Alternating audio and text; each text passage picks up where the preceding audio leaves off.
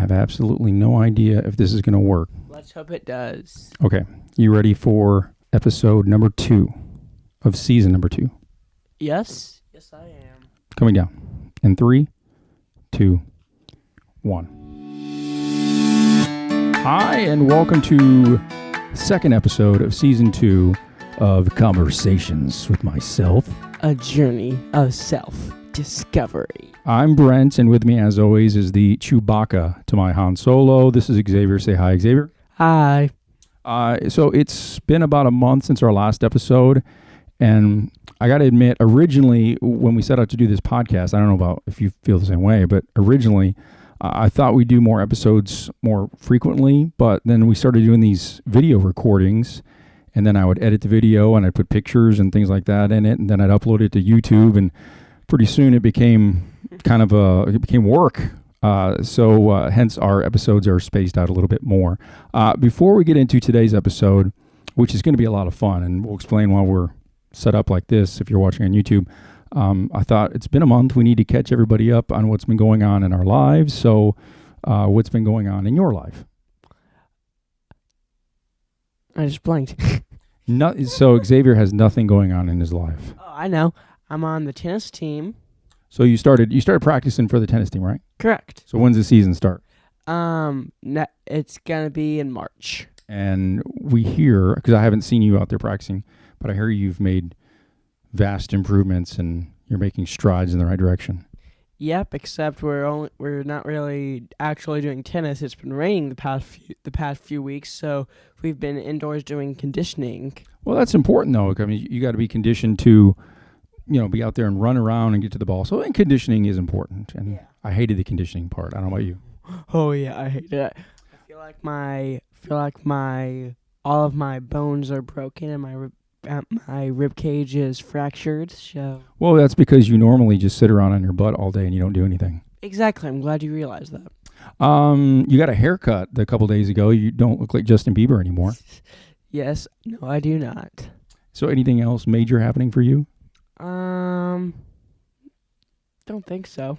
Yeah, it's been pretty quiet lately. We went through a really busy period, and then things kind of slowed down a little bit. So, not much happening on my front, I don't guess. We got Hinson Hill has a new show coming up. It's going to be in Dyersburg on April 18th. It's for the Diane Jordan Lemons Scholarship Fund, which is Aunt Pooh's mom.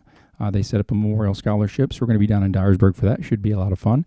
But other than that, we're just kind of waiting for the time change to happen and spring get here. This is a special episode. It's kind of cool because we're recording on Leap Day. Yeah, we most likely won't upload it on Leap. It probably won't be able to get uploaded on Leap Day, but that is still pretty cool. Yeah, you do the work, and then you can upload it when you want to upload it. Yeah, you sit back after he leaves this room. He's like, all right, I'm done. Congratulations. I'm the star. Yeah. Recording today. Congratulations to Jenny and Lee. They're getting married at Discovery Park tonight. We're going to the wedding. So that's pretty good. All right. So today's episode should be fun. It's something that we talked about for quite some time.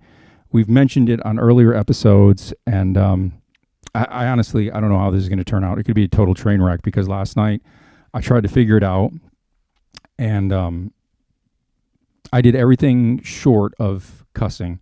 I was so angry. I was having Xavier try to help me with this, figure out how to record phone calls into a podcast. So today we're going to attempt, we'll see how this happens, to talk to my good friend Ray Ascencio. Now, before we bring on Ray, I want to give you a little bit of background about who Ray is. He and I both grew up in Flint, Michigan. As a matter of fact, we grew up just like 4 or 5 blocks apart. Double check once we call up Ray. I grew up on Bennett. I can't remember which street he grew up on. We went to the same elementary school. We graduated from Flint Central together. And it just so happens he started a podcast last summer, and it kind of was one of the inspirations for me to start a podcast. And Ray's always been really supportive of a lot of the stuff that I do, whether it's in radio or what have you. So cool. Yeah. So we're going to attempt to see if we can dial Ray up, and we'll see if we can get a phone call, our first ever phone call episode. Nice. Maybe if we get a live stream, we can get callers on here that are live. You've got a lot of big aspirations for a kid who doesn't do a whole lot. I should mention that Ray is the host of his podcast, which is D Sweet Nation. So, like sometime in the middle of July 2019, which was last summer, I noticed that Ray launched his very own podcast. It was called D Sweet Nation. And then one day at work, I decided to pull up the first episode and give it a listen just to see what Ray was up to. And the first episode featured an interview with another one of our childhood friends, Randall Scott. So I was really kind of curious to hear about their conversation. And I mean, I was genuinely entertained and impressed with the back and forth dialogue that Ray and Randy had. They both played on our high school football team back in the early 90s, Flint Central Indians, a team of which that in 1993 would go undefeated in the regular season, only to suffer a heartbreaking loss to Westland John Glenn in the AA semifinal. And the cool thing about that is that Randy and Ray talked at length about the events about that game, some stories that I'd never heard of before, the mindset of the players going against the grain of what they normally did. It was really, as a listener, an engaging exchange. Plus, Randy is a diehard Cubs fan. He told a really cool story about seeing the Cubs in the World Series. So at the end of that episode, I thought, I think I'd kind of like to do something like this. So after brainstorming a few ideas, I came to Xavier and I asked him, hey, you want to do a podcast with me? And a couple of weeks later, we had conversations with myself up and running. So since he was one of the reasons I decided to figure out this whole podcasting world, we wanted to find a way to bring Ray onto our little podcast and talk a little bit. Ray, in case I didn't explain this, lives up in Michigan. We're down in Tennessee. So I had to watch, as I mentioned, a lot of YouTube videos and do a lot of screaming last night in order to figure out how to get a phone hookup so we could record everything. Yeah, that was really fun. That was really fun to listen to. It was a rough night. I bet. But I think I finally got it figured out. So it is my pleasure to welcome my friend, a fellow Potter Panther and Flint Central Indian classmates. Please give a big conversations with myself. Welcome to Mr. Ray Ascencio. Oh, man. Brent, I really appreciate that. And let me tell you guys something. I've watched all of your episodes, and I've watched them all more than once. And I'm going to tell you what. Your guys' format, the way that you guys do it, you guys have the best podcast show in the world. I say that from the bottom of my heart. I really believe that. I believe my podcast is the second best, but you guys, I actually one time watched 7 episodes straight where I ordered a pizza, went and got a pop, and just sat back and enjoyed watching your show. I love watching your show, man. The chemistry that you guys have, you and Xavier. I mean, I can't believe how smart that kid is, man. You guys are funny, man. It's See, you're only supposed to say I've that learned stuff to me. You're giving him a big head now. Oh, I'm sorry. I mean, it's very educational. I've cried a few times when I've watched it, especially the episode where you was talking about the CD that you made for him right before his 13th birthday. I love watching your show. I'm a big fan, and I'm very, very honored that you included me in today's show. I really am. Well, I'm so glad that we're able to figure this out. I'm like, normally I'm a little anxious when we record these podcast episodes. I'm worried about the audio levels and things like this. I've taken it to a whole different level that I'm like mixing in a phone call. I have no idea how this is going to turn out. So we're just going to cross our fingers and just jump off the deep end. How's that sound? I think the fact that you're the one that's behind it, I know it's going to work out. So I trust in Brent. So it's going to work out. We'll see. All right. So just to catch everybody up, normally on our podcast, Xavier and I pick a topic, and we go through kind of a Q&A session about the subject, and then we give our thoughts. Xavier gives his from his 13-year-old perspective. I give mine from my 42-year-old perspective. This episode is going to be similar to that, but this time around, we're going to kind of turn things over to Ray and Xavier. I thought, just kind of brainstorming, it'd be interesting to have Xavier ask Ray a few questions about me and our childhood. That way he can get kind of an outside view on who his dad was growing up, because, he only hears the stuff I tell him. And, of course, I'm going to pretty up that story. Ray can kind of give you the real truth. And then we'll turn the floor over to Ray, and you can ask Xavier questions or me questions about the podcast, being dad and son, whatever you want to do. We'll leave that up to you. But I'm only gonna chime in when necessary for clarification purposes. I'm going to kind of turn this over to you and Xavier. So I thought we'd let Xavier go first, and he'd start asking some questions. And after he's done, we'll turn it over to you. How's that sound?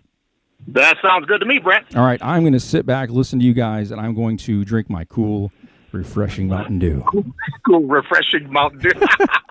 here's Xavier. Okay. Hello. Hi, Xavier.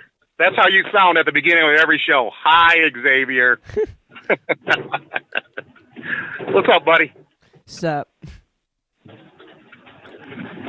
Okay. Do I have an accent? Xavier? It's hard to say. Yeah, we'll answer that a little later on. I probably have an accent because I'm from up north. Hey, you said pop earlier, and I picked up on that. Oh, okay. Xavier, man, you got some good questions about your dad? Yep. Okay, so for my first question, do you remember when you met my dad, and were you always friends? Okay, I met your dad. I have a good memory, just so you know, because I've lived my entire life drug free, so I have all my brain cells. I've never done any drugs, so it's going to sound like I'm making stuff up because I'm able to remember things. Now, I do remember when I met your dad. I met him in the first grade outside because I think when we were in grade school, I think we were only in one class together the entire time, which was fifth grade. But I met him outside playing when we were in the first grade. Your dad was the only first grader that was as tall as I was. Your dad was he was always a nice kid. Everybody loved him. So I don't sure ever recall Brent ever having. I don't recall him ever having an enemy in the world. I think when anybody that went to our school, when they meet him, they're either his friend or they wish that Brent was their friend because he's the all-American boy.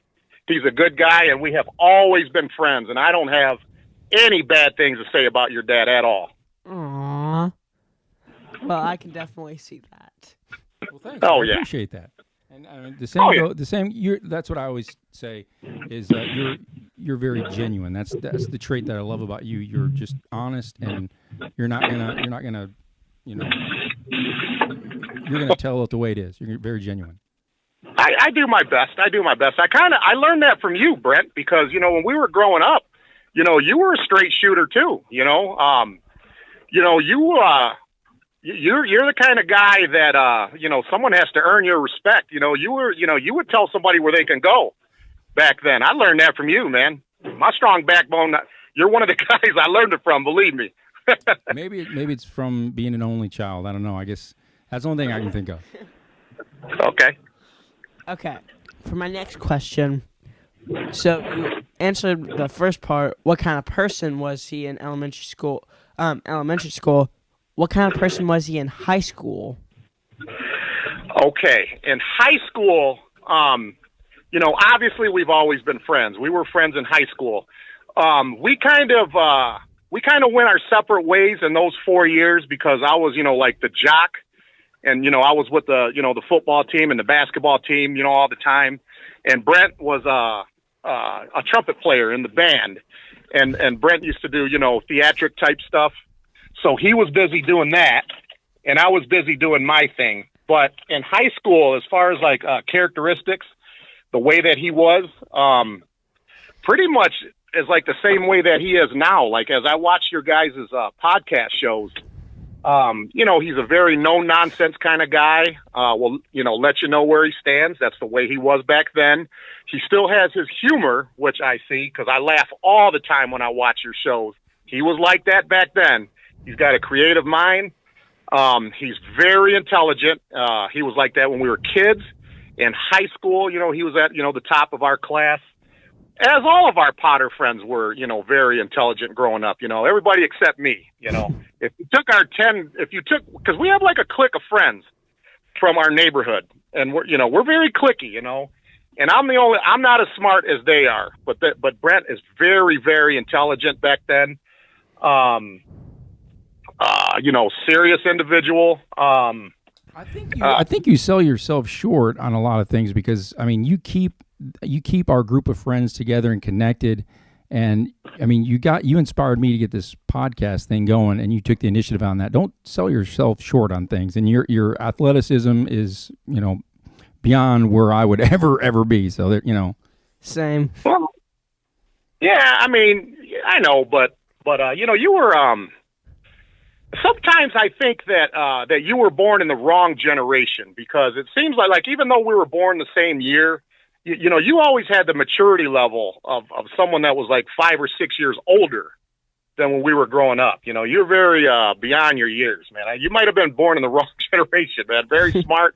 Like the way I see like how you're doing now, I mean, it doesn't surprise me because you're the kind of guy when we were all younger, we knew that like shortly after high school, you would meet the love of your life and you would be with her for the rest of your life. We knew that however amount of kids you'd have, we knew that they would be great kids.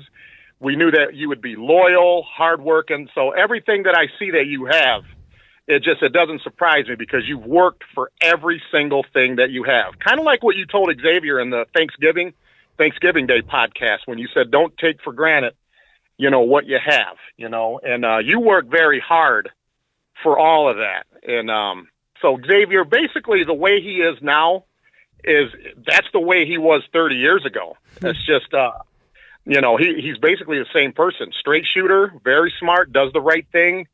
He's the kind of person, and now what I'm about to say right now, I don't really say this about anybody. He's the kind of guy that like I would trust with like my property or like my checking account or something. I mean, he's the kind of person you can trust with that kind of stuff. Yeah, I can see that. Yeah, he's just, he's just, I've only seen him twice in the last 25 years, but as I watch your guys' shows, I've learned some things about him, and but he's still the same person. So that's what I think of him. Okay. When he was like in high school, what did he look like? He was. And feel free, hey, warts and all, buddy. I remember what I looked like, so it won't bother me. I'll tell you what he looked like. He was. Let me see. I'm 6'3", so he was somewhere around 6'3", somewhere around there. He had his hair parted right down the middle. His hair was parted right down the middle. He's good looking. He was a good looking guy. He basically looked like a 6'3" Xavier. Basically, he was very skinny though. He was very, very skinny. I tell Xavier that I'm like, Xavier, you are me made all over again. So I know he tells me that a lot. Oh my goodness gracious! It is so. That's one of the million things I love about your show because I just feel like I'm watching two Brent Hensons on there. But he was tall, skinny. He was always busy. With his studies and theatric stuff, and but no, tall, skinny, and I remember his hair parted down the middle. And every time I picture him in high school, though, there's two things I picture. I picture him wearing that red and black marching band outfit, and I for some reason I don't know how this made the yearbook, but I can picture him putting shampoo in his hair in the shower. Yeah, I'll have to show you this. We did a day in the life photos for the yearbook, and I got volunteered to be the one where I had my shirt off in the shower. I had shorts on, but they took the picture to make it look like I was taking a shower. Yeah. I did that at Miss Bigelow's house. I'll never forget that. That's what he looked like in high school, Xavier. Skinny, really, really skinny. Perfect teeth, good smile. Good looking guy. Yeah. What can you say? He was the man. He was the man. Yeah. Okay. If you could describe Dad, so what kind of person would he be? Like, for example, was he the popular kid, goofy, nerdy? In high school or before high school or like when? Like in high school? Yeah, high school. Like I said, Brent in high school, he was kind of more of a serious individual. when he was with Jason Smith or Brett Dargo, you kind of see more of a fun side of him. But I just, I seen him with like suit and ties on a lot.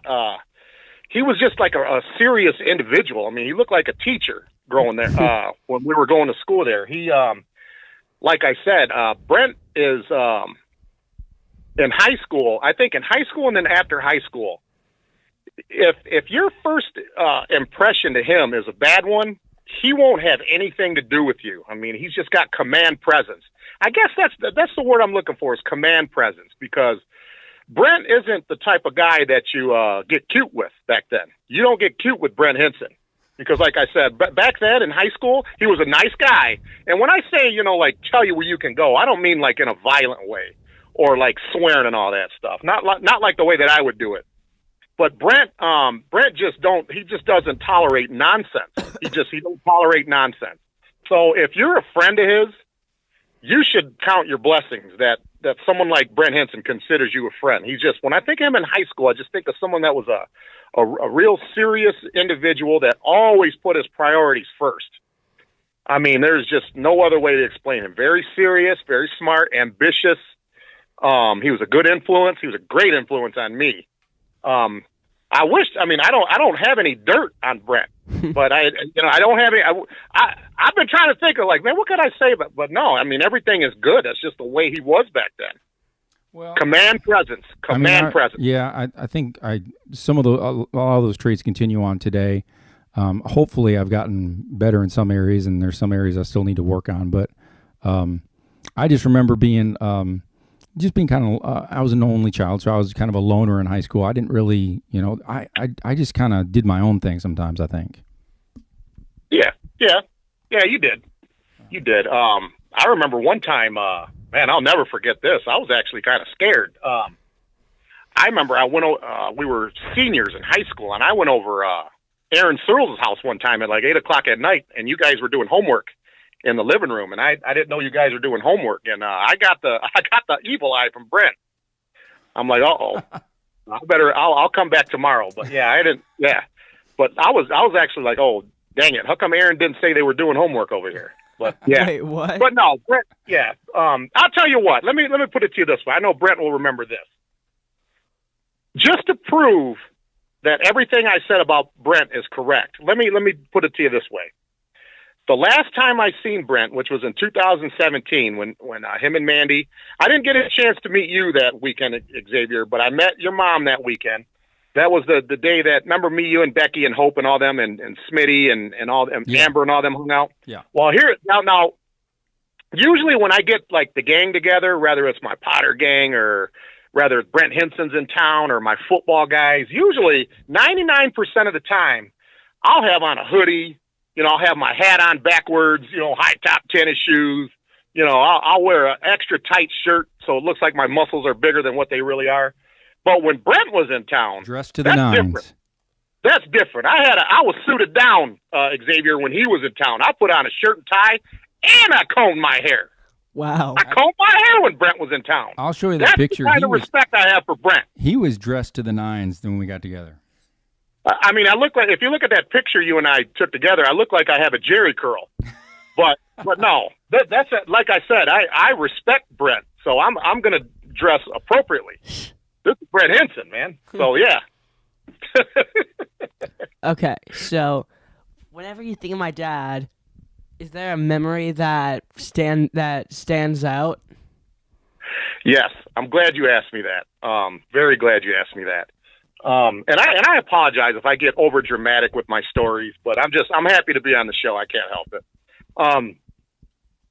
What I think about that I hold near and dear to me, okay? And I'll do my best to not break down when I tell this story. I hold this near and dear to me is the 1 year that I played Little League Baseball, because I was a tennis player in the summertime when we were growing up. And Brent, your dad and I played Little League Baseball together in the summer of '88. And matter of fact, I'm looking at the field right now that we played on, Ed Abraham Field on Whittier and Starkweather. We were on a baseball team.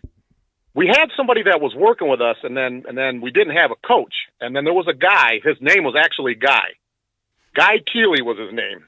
And he kind of took over our baseball team. And I remember, like, our first probably 7 or 8 games, I mean, we were getting butchered by everybody. I don't even think we scored any runs probably in 7 or 8 games. I mean, we couldn't hit the ball. We couldn't field nothing. I mean, when I say we couldn't hit the ball, Xavier, we couldn't hit water if we fell out of a boat, okay? That's how bad our hitting was. Guy ended up taking over our team, said, hey, I'll work with you guys. And he started orchestrating practices for us, you know, a couple days a week. He kind of built, like, some chemistry between us. And I remember our first game that we won our first game 3-0 against a team called the Skyrockets. And we were so happy that you have a good memory. I do have a good memory. And another unfair advantage I have, you got to remember, I've lived here the whole time, so I'm like around these people all the time, and I've talked about it a lot. We won our first game, and I remember a guy bought a bunch of pizzas for us. We ate pizza right there, and then we went on a little winning streak there. And then, now I actually ran into Guy in it was like 2007 or 2008. I recognized him at a gas station, and the only reason I recognized him is because he looked exactly the same as I remembered him, and he sounded the same. And I asked, I said, is your name Guy? He said, yeah. I said, I played on your Little League team. And he's the one who ended up getting us our sponsor by Duncan Beagle. We were called the Legal Beagles, Xavier. We had a beagle dog on our shirts. We were called the Legal Beagles. Judge Duncan Beagle, who was a famous judge here in Flint. And, Guy got us jerseys and hats, and, you know, we won a few games. We were having fun. And I remember we lost, it was a game before the city championship. We ended up losing, and a couple of us were crying. And I remember Guy called every individual player on the phone at home, basically told us, hey, man, you know, I couldn't be prouder of you guys. You know, keep your head up. You know, this is one of the best experiences I've ever had. He made me feel good. And God rest his soul, you know, he just passed away like 4 months ago. But when I think of Brent, that's the memory that I hold near and dear to me, is the 1 year that him and I played Little League baseball together. And we hung out a lot that summer, in the summer of '88, because I remember we had Mrs. Crawford for 5th grade, and we were very, very close that year. And then we were real close. I seen him all the time in the summertime. We shot basketball at my house. He had a basketball hoop at his parents' house, and so the summer of '88 and our Little League baseball experience is something that I'll always remember when I think of Brent. That's near and dear to me. I'm a sports guy. That out of all the things that I've ever accomplished, I would probably put that at the top, because that was just so much fun. I would do everything all over again, and I would do it the exact same way all over again with the same people, especially with Brent. It was a lot of fun, because I think that was the first time I remember playing organized ball where I had a sponsor and shirt and hat, and it was just a really cool summer. Yes, that meant everything to us. It still means something to me. That was 32 years ago. That was just, I agree, Brent. That was great. And you brought up... That's what I hold. Yep. You just to lighten the mood a little bit, you brought up Miss Crawford's class, and correct me if I'm wrong, because I could be wrong on this, but I remember it happening. It was Miss Crawford's class. It was my birthday in 1988, and some reason or other, somebody thought it'd be funny if you guys would come behind me and pull my pants down. Oh, my goodness. Do you remember that? Were you a part of that? You know what? You guys were going to embarrass me on my birthday, and like you trousered me, man. I'm gonna throw somebody under the bus with that story. That sounds like something I would have done, and I learned that idea from Phil Botzios. Yeah, it's a Botzios thing. All the time. He used to pants people all the time. So yes, I was probably behind that. And I blame myself for that one, so I'm sorry. That's just a funny thing that I remember from Miss Crawford's class, because that was a fun time. 5th and 6th grade, those kickball championship games we had at Potter, they were awesome. Oh yes, that was a lot of fun. What a time to be alive, man. So I think you answered one of the questions, one of the last questions he has on here.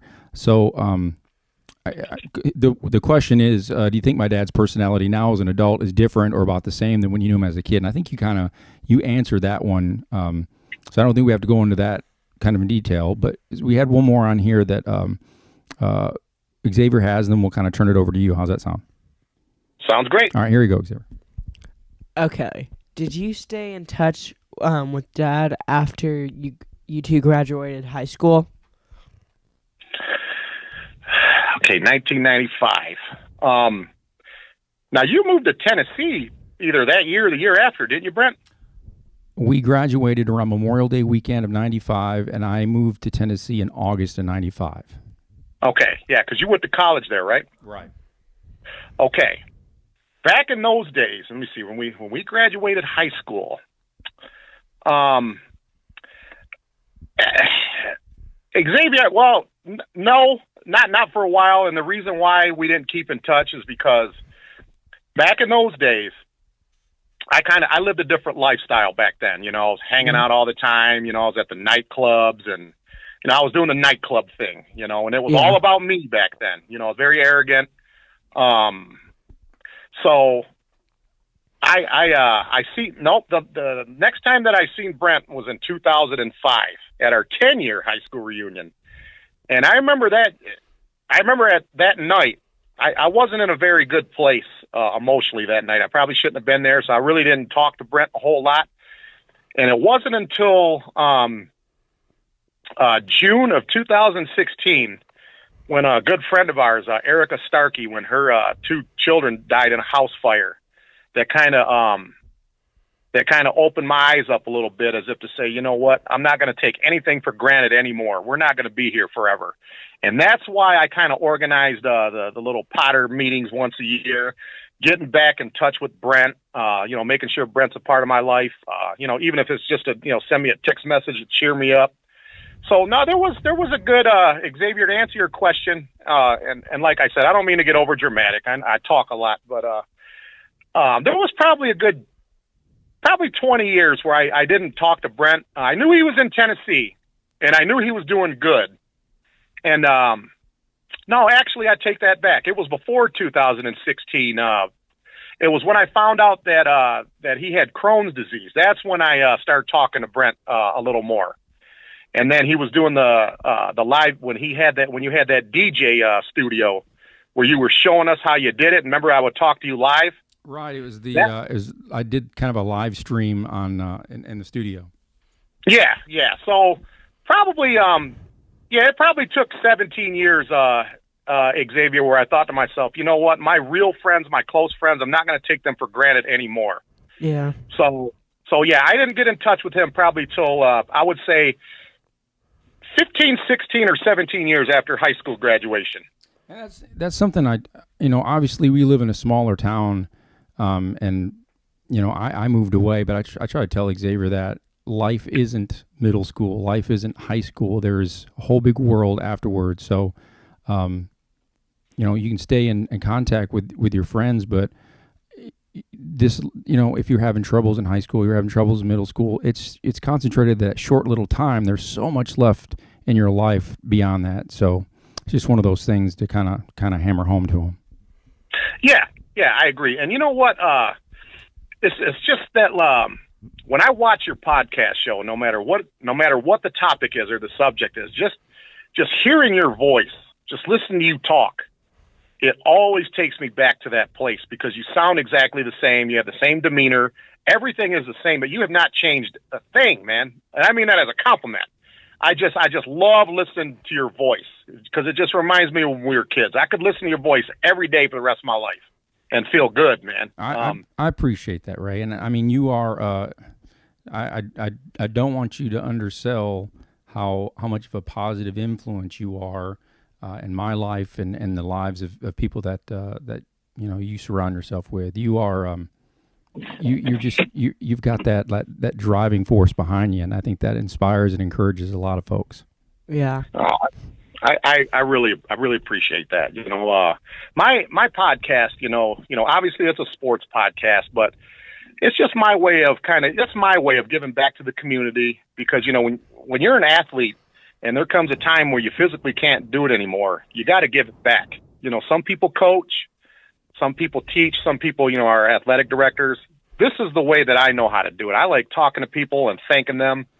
And, you know, I had the Davison football team, the state champions. I loved talking to them, giving them advice and all that. And And I'll tell you what, Brent, when you told me that I inspired you when you heard Randy Scott and I's podcast, when you said that inspired me to start a podcast with Xavier, just the fact that you would say, I inspired you in something, that's the best compliment that I have ever received ever in my life. I told Laura's dad that, Bob. I said, that's the best compliment that I've ever received. Well, someone like Brent Henson. You got to look at it this way for me, Ray, is that, like, I went into broadcasting, so I kind of have somewhat of a background. You're not you're a professional broadcaster. This is something you've taken upon yourself, and you sound like you've been doing it forever, because the conversation you have, the conversations back and forth, it's just good dialogue to listen to. Well, thanks, man. When I talk sports with my friends, or when I'm talking to the younger guys, I just basically told them, just sit back, relax, and just picture that we're in your living room talking about the ball game. Like the Randy Scott one, like the one that you listened to, that was the first audio podcast that I had done, and that was first take. First time I ever done that. Randy wanted to know if I wanted to do a couple of takes. I said, no, we're going to do this. We're going to do this one like it is. However it sounds, that's how it sounds. So I just enjoy talking about sports with people. And I think I really love talking to the young teenagers more than anybody, because I like giving advice, and I like, tell them about some of my experiences I had, telling them what to stay away from and watch out for this, and And I think we can do that all day long. That's one thing that I learned, is like, you can tell them, don't do what I did, and they're still going to do it because they've got to experience life. Now, you can give them a heads up, and you may reach some of them, but I think there's tons of people that told me stuff, don't do this, don't do that, and then I was just like, well, I got to experience life for myself, and I go and I do it, and then I'm like, why did I do that? Yeah, I know. But I think it's awesome that you share your experiences with the younger kids, because you have a tendency to be very influential over their lives.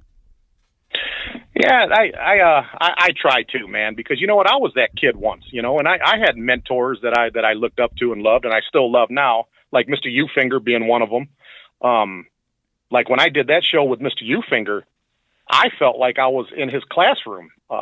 And I was a student. I didn't feel like I was 42 years old. I felt like a 17-year-old kid just looking up to him. And, it's just, this is a pretty cool thing. I wish I would have started this a long time ago, but it's just something I like doing. Now I have a little fun fact for Xavier. Oh, okay. And you're going to hear this for the first time too, Brett. You never heard this before. Now, obviously I watched your episode because I watched all of them, but it was the episode where you had Mandy and Leroy on there, where you were talking about the CD. Now, your birthday is December 19th. Is that correct, Xavier? Correct. Okay. I bowled my only 300 game of my career, and it's online. You can look this up, on your birthday, but it was a year after you were born. Oh, in 2007? 12/19/07 is when I bowled my 300 game, and that was 9 months before my back surgery. I didn't realize that you'd bowled a 300 game. That's awesome. Yeah, yep. So, Xavier, do you know what a 300 game is? No. That's when you bowl the entire 10 frames, and you get a strike every single time. Wow.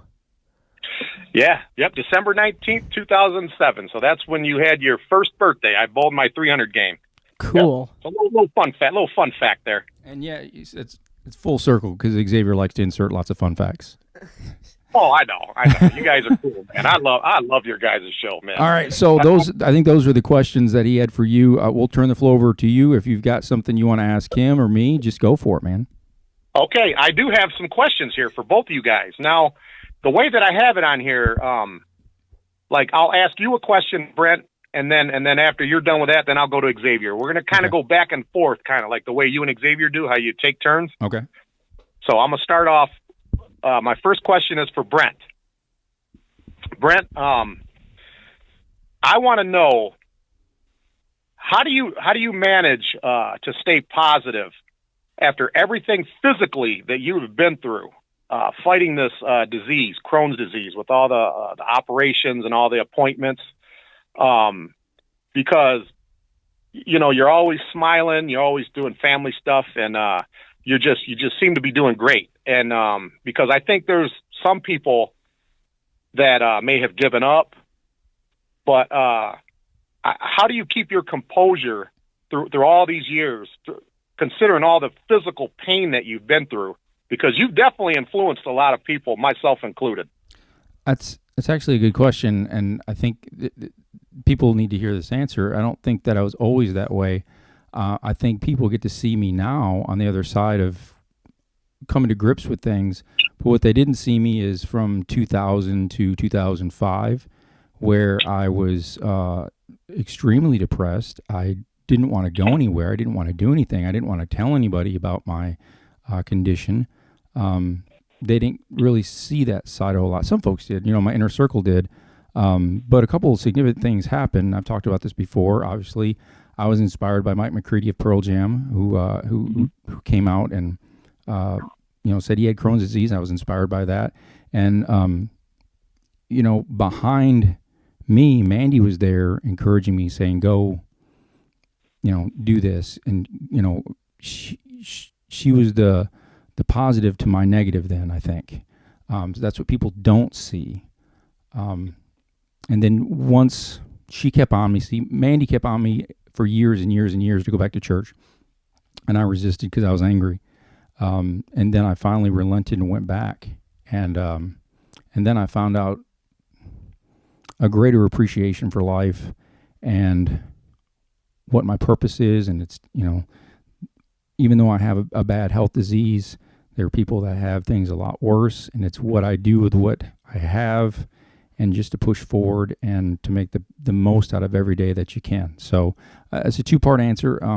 People didn't see a lot of the down stuff, but I'm glad that people are able to see some of the positive stuff now, because it's like, I would downplay the things that I did, and I would raise money for organizations, and Mandy would say, "You have a disease, yes, but look what you've done despite having that disease." And I didn't see that, and it wasn't until I started to recognize, oh, okay, there was a great, maybe there was a reason why I have this disease. Now, I don't like having it, but I'm going to take what I have and I'm going to try to pay it forward and do something positive. Does that answer your question?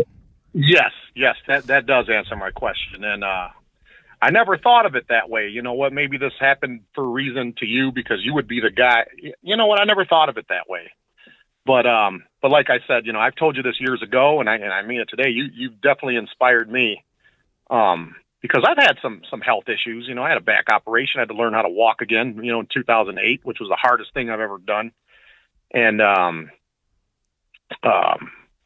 it's not easy to stay positive, but we both have done that. And you know what, man? We're just getting started, Brent. You and I both are going to be around for a long time. And you know what? In the next 40 or 50 years, you and I may even do some kind of project together. We're just getting started. I promise you that. I hope so. I think that's awesome. I think it's kind of cool. That's why I like having you on this episode. Is all these podcast episodes are for Xavier. They're like a time capsule, so that he may not get as much out of it today as he will 20 years from now, which I think is cool, because he can go back and listen to this conversation that we're having, and he'll pick up on so much more 20 years from now than he will right now, because he'll be like, oh, I didn't get that. Now I get what they're talking about. So I think that's the cool thing. Yep, you're right. And one thing I was impressed with Xavier was the jury duty episode. Remember, he had the calculator in his hand. And remember you were saying, what are you doing with that calculator? And I was saying that too. I was like, I told Bob, I said, what's he doing with that calculator? And then you would talk and say stuff, and he would, punch some digits on there. I'm like, what is he doing? And then at the end, it made sense. He explained in great detail why he was doing it and what he was trying to figure out. And I was like, oh, man, this kid gets it, man. This kid is smart. Thank you. That's my everyday, Ray. That's my everyday. Oh, man. Okay. Xavier, the first question for you, I think I kind of asked this earlier. Okay. But, I guess I can ask it again, since I've been just blah, blah, blah for the last half hour. I was going to ask you, do people from Michigan have accents? So maybe having listened to me for the last half hour, do I sound like I'm from Northwest Tennessee, or do I sound like I'm from New York? Can you tell a difference in his voice from how people down here talk? I mean, it sounds similar to you, but to be fair, I mean, you're from Michigan, so. Well, and to be fair to Xavier doesn't. Do you think Xavier has a Southern draw? No. Because we always called it. Really. He had like a British accent when he was growing up, so that's why we always. He doesn't sound Southern. The only time that I thought that he had an accent was I seen an old video where you guys went to go see Cars 3, I think it was. Yeah. Is that right? There's a video. Okay, he had that Southern drawl in that one when he was younger. But now no, he sounds like one of us. Right. Remember when I didn't say my R's and I sounded like White Dis? Yeah. He did have like a little speech impediment as a child because he couldn't. So maybe he did sound Southern then, but he's definitely middle of the road now. Oh, okay. Well, however you sound, you're very, very intelligent. So that's all that matters. Thank you very much. Oh, you're welcome, buddy. Okay, Brent. Here's my next question for you. Do you still play the trumpet on occasion? Funny story. So Xavier went into the band. It was in 6th grade last year, right? Yeah. And so they were asking him what he wanted to play. And I was like, hey, I still got a trumpet in the back garage. And so we took the trumpet in and we were thinking, second generation trumpeter coming up right now. And they did. What did they say about the trumpet? Like, they said that it was too old. Yeah. I didn't take as good a care of it as I probably should have. So he got saddled, not saddled, but I mean he got pushed into. I was hoping that he'd be a trumpeter, but he got pushed into being a tuba player, which it's cool because now I get to sit and listen to him practice the tuba, and I can say that sounds good. You need to work on that. Let's try this. Let's try that. So it's kind of neat. Fun fact: I actually have my tuba here because. On the weekdays, I usually just leave it at the band house because I'm not dragging that thing around all day. It is very big. So, long story short, that's a big instrument. That is huge. I do not play the trumpet anymore. I lean more towards. I'm more guitar based these days, but I'm always, from these episodes, I love music and I'm always trying to learn new things. So. Oh yeah. Aren't you playing the keyboards more now? I'm trying to teach myself the keyboards. Yeah. Wow, man! I tell you what, man, you could play the trumpet, learning the keyboards. Your guitar. I used to be able to play the trumpet. I don't know if I can do that anymore. And you can sing well. I saw the video of you singing "Got You Where I Want You" by the Flies. I think you were singing that song. I think I saw that. Did you sing that in a video, Facebook video? I did, yeah. And then sometimes we brought Xavier up one time when we played at a winery, and Xavier sang "Sweet Child of Mine" with a full band. It was the coolest thing ever. Oh, cool. Hey, Ray. Okay. Yes, sir. So this is so you kind of mentioned this earlier, and it kind of relates right now. You know the 10th video about that had Mom and Leroy, yeah. And it was like, well, I listened to Cats in the Cradle, and like whenever I listen to it, like I always burst out in tears. Oh, like that's okay. It's a hard song. Like it's a hard song to listen to because I hate that song, but I also love that song because it makes you appreciate kids and growing up and that sort of thing. So yes, but music is very, very powerful, man.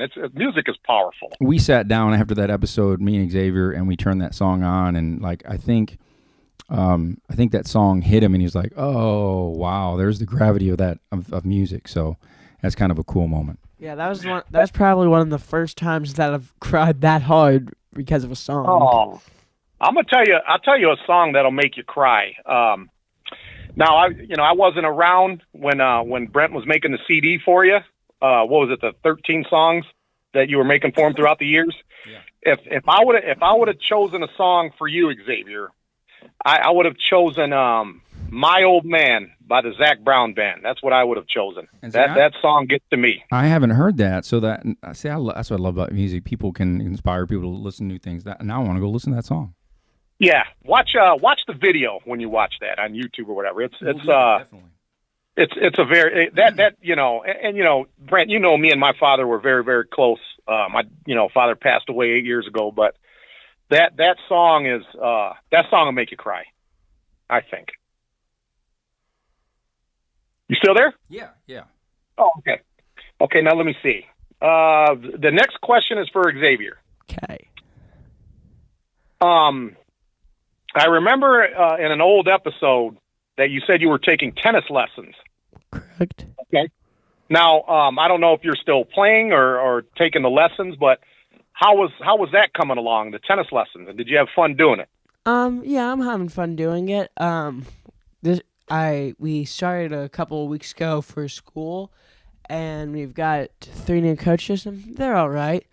I will admit I kind of like my other one a little more though, but still they're all right. Okay. Although I said this in the intro, but we haven't really been playing outside very much because it's been raining a lot down here, and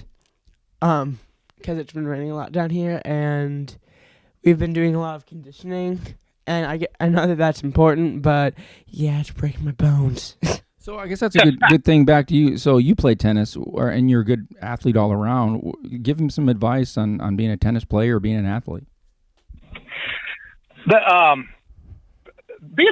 I was growing up, Xavier, when I was your age and a little bit younger, I grew up in a tennis family because I have 2 older sisters. My oldest sister, she's known as being the best female tennis player that ever was from this city. Because when me and your dad were growing up, tennis was big in the area over here. And so I was under her tutelage, her training, her rigorous training, I should say. Nothing was given to me. Tennis is a great game because what I liked about tennis when I was playing at your age, Xavier, is you had all these, my sister was coaching all these city kids that were from the inner city. And we would go to like other country clubs and play tennis against these, like rich, privileged kids, and I'm not saying all of them, because most of them were good people. But of course you had the parents that were a little uneasy because you had these city kids coming to their country clubs. And we would just roll everybody that we played because my sister was the best at what we did. And the thing about athletics, I know you're not big on sports. I remember you said 0 a bunch of times when your dad mentioned sports. I know what that means now.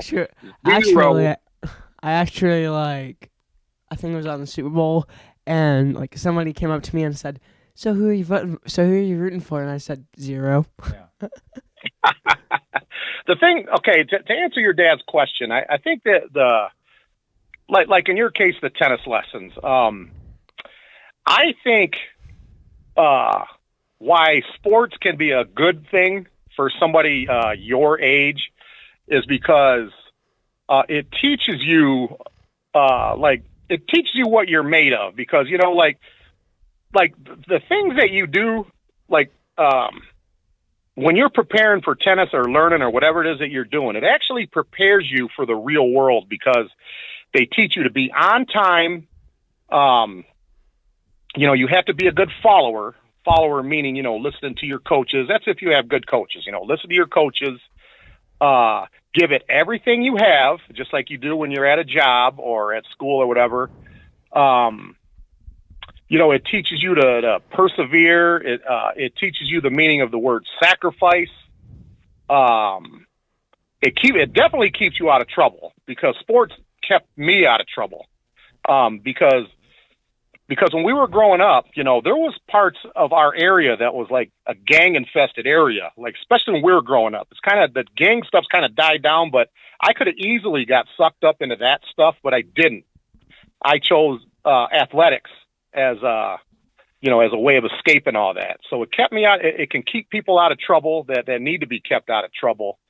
So they're like, even if somebody doesn't like sports, there's a lot of positives that come out of that, and you learn a lot about yourself if you go about it the right way. That doesn't mean you have to win every game or every match, but as long as you're playing it the right way, and that means showing up on time, doing what your coaches ask, being a good team player, that's the way that you will be when you're an adult. Because when you're working or when you have your own business, whatever, like obviously the stuff that your parents teach you, your teachers, also your sports coaches, you take stuff from them, because like my high school football coach, he taught me how to be a man.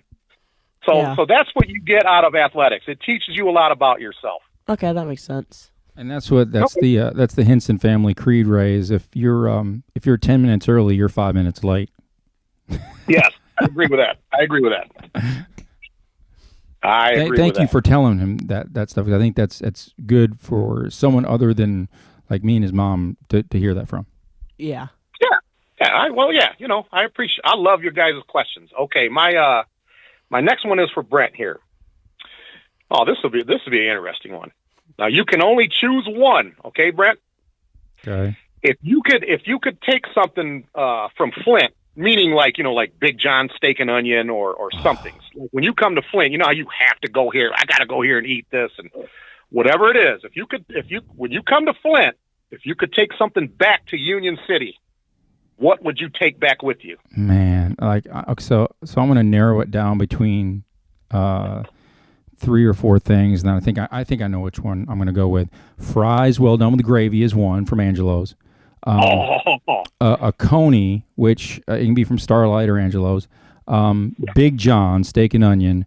Cantonese gourmet. Oh, I forgot about Cantonese gourmet. And then this is funny. You're gonna laugh at this one. Yaya's chicken. Oh, absolutely healthy. Yeah. That's a deep cut right there.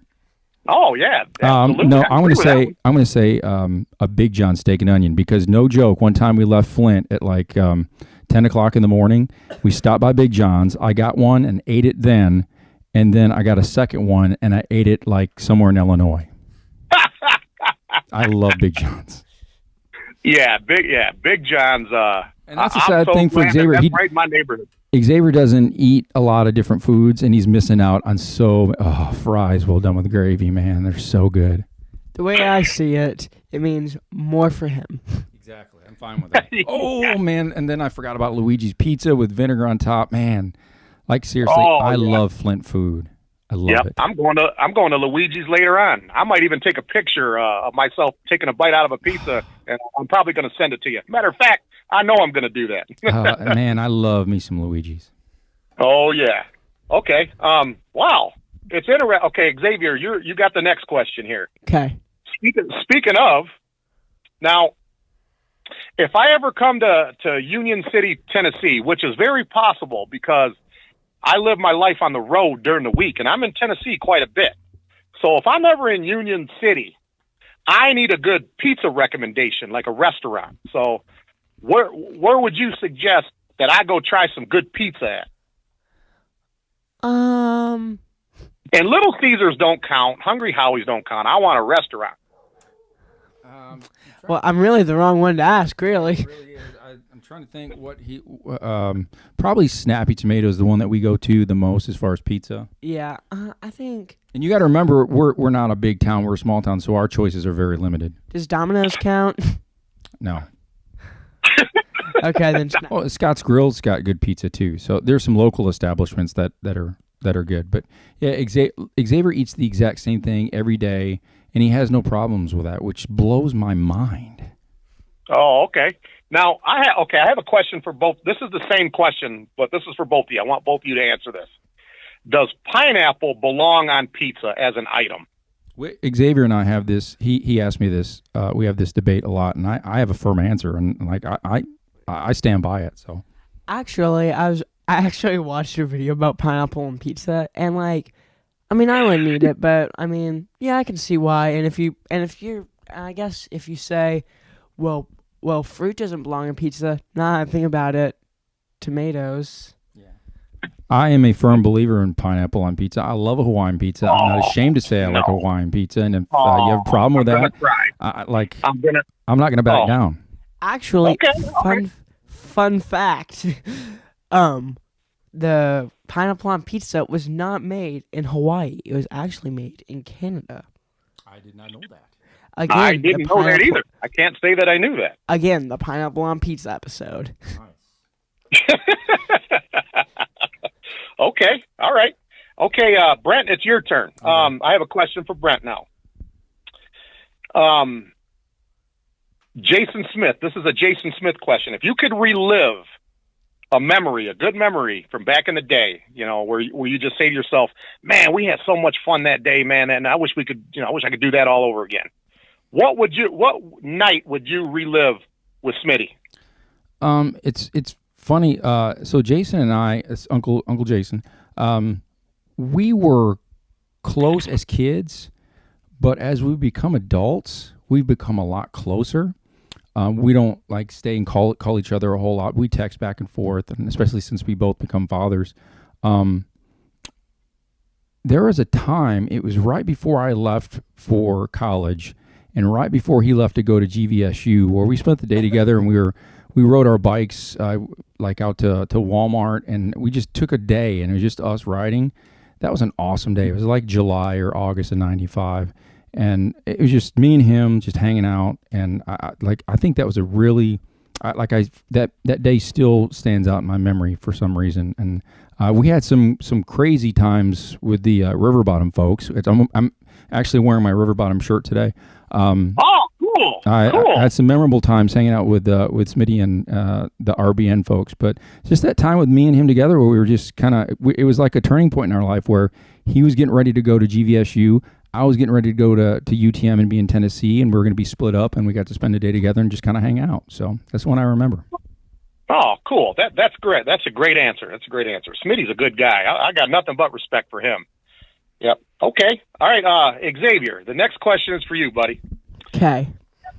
It says here, if you could do a one-on-one podcast interview with anybody in the world, okay, where you are the host, and you could interview this person at the Ryman in front of an audience. Yes, I learned that from you guys, the Ryman. If you could interview anybody in the world, podcast interview, who would that person be? I don't know. That is a good question. So it'd be in front of a live audience. Did I pronounce that right? Did I pronounce that right? The Ryman? Did I say that right? That's right. Or as I used to call it, the ramen. No, it is Ryman. Would it be like like a movie star, voice actor, or something like that? Anybody that lives on planet Earth. Dang it. Anybody. I really don't know. Maybe like I think back in the day it would have been a YouTube star. probably still would be. Yeah, probably the kids today, like this YouTube thing it blows my mind. So I think it would probably be, or maybe somebody from like Star Wars or something like a TV show you like. Yeah, probably. Yeah. I don't know, honestly. Like, probably, I think I might actually know. Okay. So his name, it is a YouTube star. It's a channel called The Odd Ones Out, or as James from The Odd Ones Out, or as you like to call him, Sewer Boy Guy, because he talks about his time working at Subway, but he calls it Sewer Boy. So these YouTube stars, like, they're big deal to kids these days. I don't get it, but whatever. Yeah. I'm always watching YouTube. I watch. You know what? I watch wrestling shoot interview podcast probably every day when I'm not busy. That's all I do. I'm a YouTuber. Ray, I'm right there with you, buddy. That's my Achilles heel. I love shoot interviews. Like, people, like, I am a closet wrestling fan, and then when it comes out, if somebody asks me, I'm like, I'm not going to be shy about it, but I don't like promote that I'm a huge wrestling fan. I listen to podcasts. I listen to shoot interviews. I love hearing stories about the glory days of wrestling. I do. I do too. And I love hearing about how life was on the road, like stories that you never would hear unless you hear somebody talking about it. I just think that's cool. So we were enjoying a nice Saturday afternoon conversation with Ray, and Xavier looked up at our recorder, which we record in GarageBand, and he's like, hey, Dad, it stopped recording. So apparently we ran out of time in GarageBand. I don't know what happened. Yeah. Thank you for noticing, though. So we had... Could have gone on for a long time and we wouldn't have even noticed. Yeah. Just keep checking. Yeah. So we had to cut our conversation with Ray short. He wasn't able to say goodbye, but that leaves the door open for Ray to come back and talk to us again. So I'm really excited that we were able to do a phone call interview. Did you you haven't met Ray before, but he obviously watches our podcast and thinks a lot of you.